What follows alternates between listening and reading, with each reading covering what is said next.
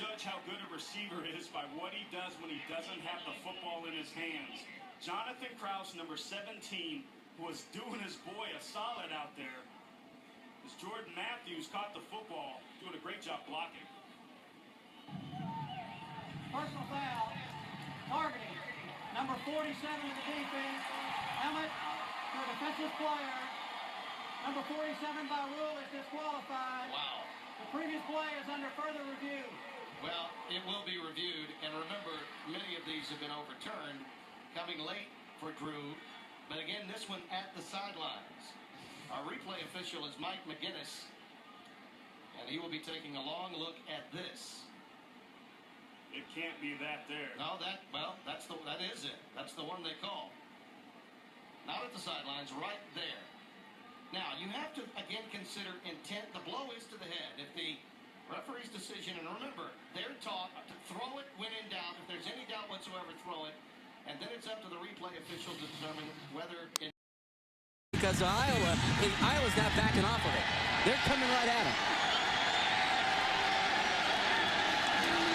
Play action, Rudock on a rollout. Another tight end catch and a heavy hit up top. Fedorowicz hit by Roby. There's the flag. If that's targeting, that is a first-team All-American cornerback that could be ejected for the rest of the game. Yeah. Well, the targeting rule, remember the policy behind this. You're trying to get guys to hit lower, to stay away from hitting above the numbers.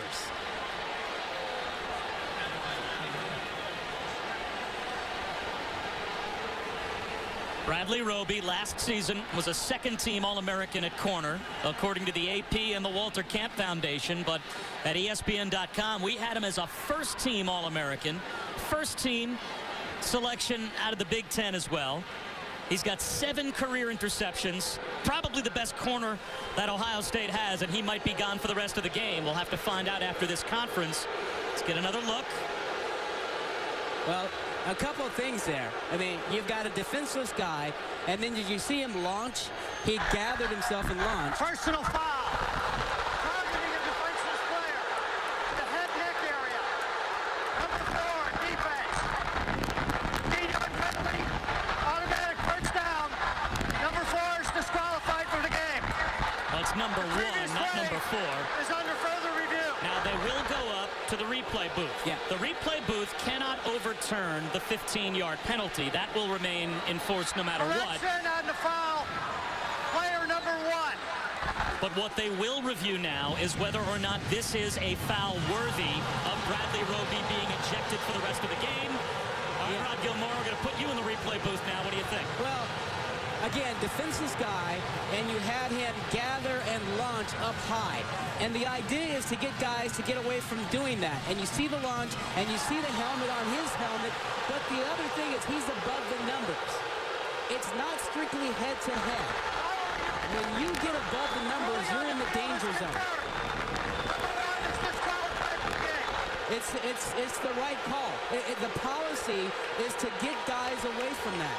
And if you hit the guy in the numbers and wrap him up, you don't get flagged there. So a first-team All-American corner is now ejected, and the replay booth holds up the call on the field. Armani Reeves, a sophomore from Massachusetts, will now take the place of Bradley Roby for the Buckeyes defensively, and that is a major momentum shift. First of all, it's a first down at the 13-yard line. But yards in the game so far. It's got to be all the quarterback. It's hard when it's just the quarterback. Second down, 8. McCarron chased, lets it go, caught.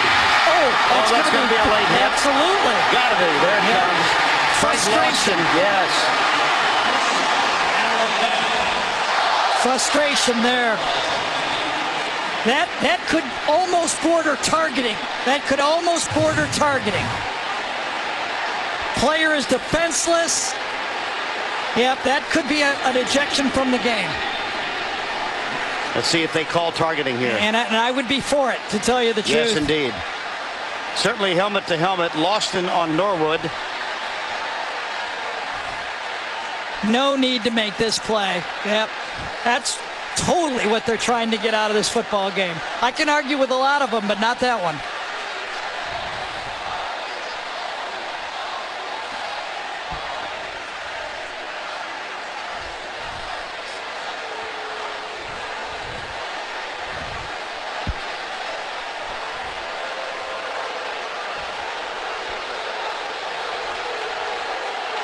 Lawson chatting with A.J. McCarron. Isn't that interesting? Yeah, Lawson said, I didn't mean it. I was trying to play football. Following play, dead ball, personal foul, number 6 defense, late hit, 15-yard penalty, automatic first down. They talked themselves out of it. I'm telling you, if they would have had a replay, they would have stuck to their original thought and called a targeting penalty.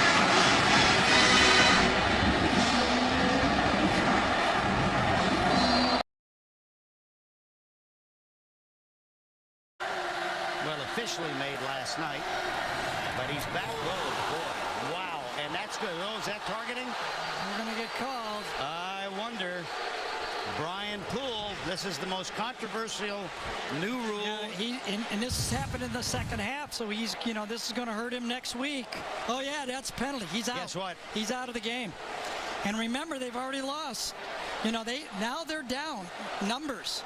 Yeah, that is a clear penalty, and that's exactly what they're trying to get out of football.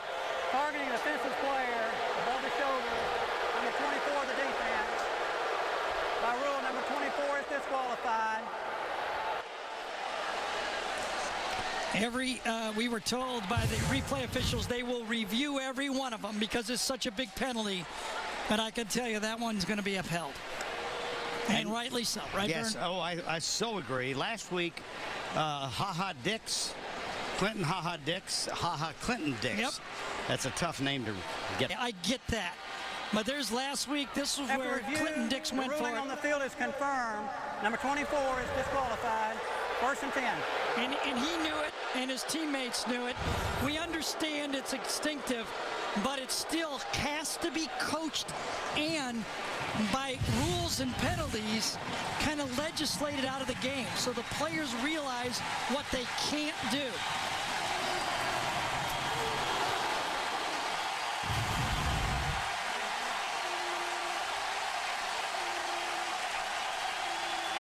Bortles out of the gun. 4-man front for the Gamecocks. They mostly work out a 3-man set. Bortles wants to throw it. Winds up. Down the middle of the field. Into coverage. Incomplete.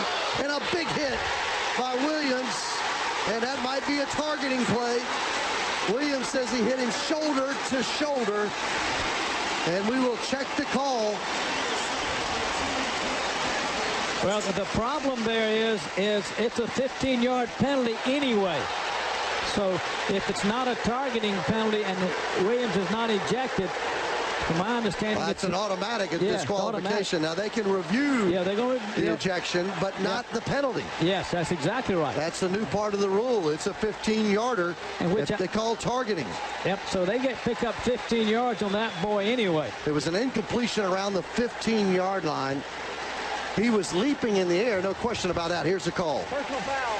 Targeting the defensive player, number 12 on the defense. 15-yard penalty from the previous spot. Number 12 is disqualified. That's a disqualification for Bryson Williams, the safety for the Gamecocks. And he's not happy about it, needless to say. Either is Lorenzo Ward. Now, they can review that, but not in a 15-yarder. He didn't even hit his head. He hit his shoulder. After further review, the player disqualification is reversed. Number 12 remains in the game. Ball will be placed at the 23-yard line.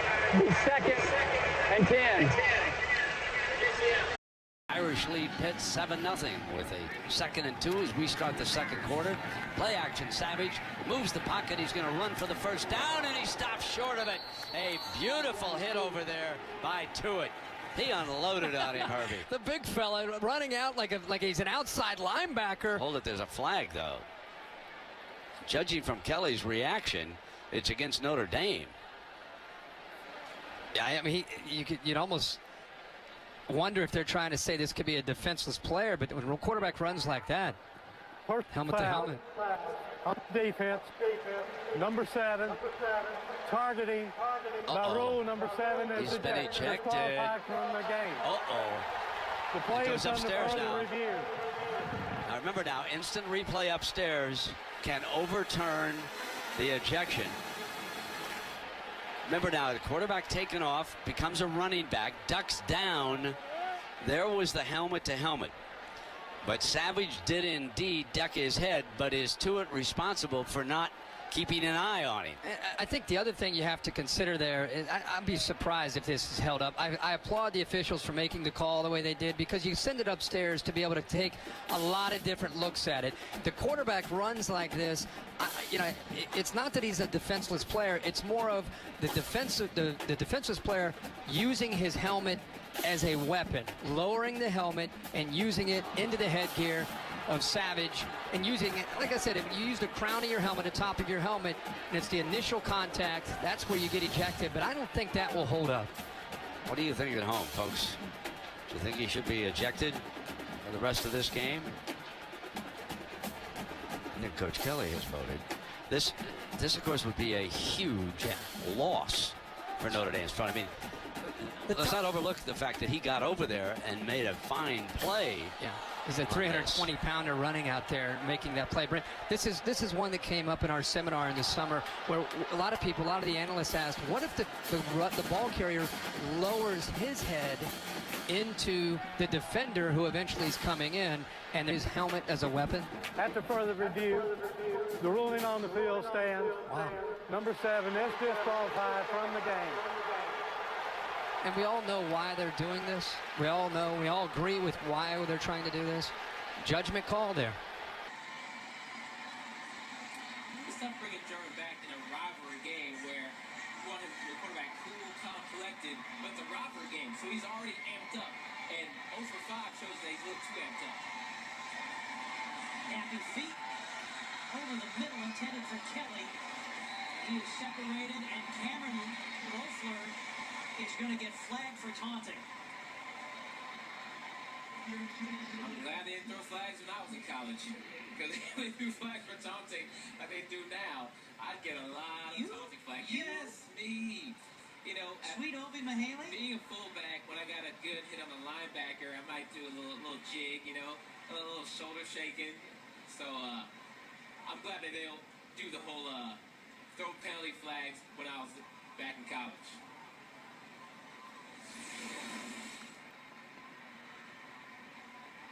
But the coaches are high on Loeffler because he can make plays like this. But they're probably not going to be high on him getting too excited about it. Well, you know, the other piece of this is Travis Woods launches, and that could almost be a targeting foul. So I'm not sure if it's going to be targeting. There's no foul. Targeting with the crown of the helmet. Number 5, defense. Half the distance to go from the previous spot. First down. Number 5 is disqualified.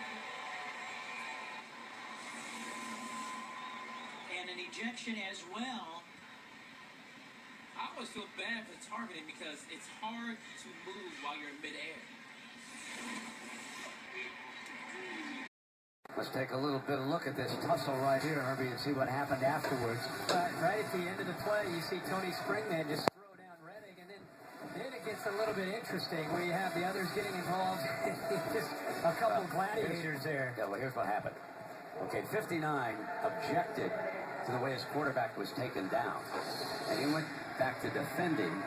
Louis Nix objected to the defender, and that Personal foul. Roughing the quarterback with targeting. Defense. 15-yard penalty.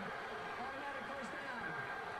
By rule, this play is under further review. No, don't put it in your mouth. They'll have to miss the first half of next week. That's tough. Now, That's tough. the play was on the first half of next week. Ejected.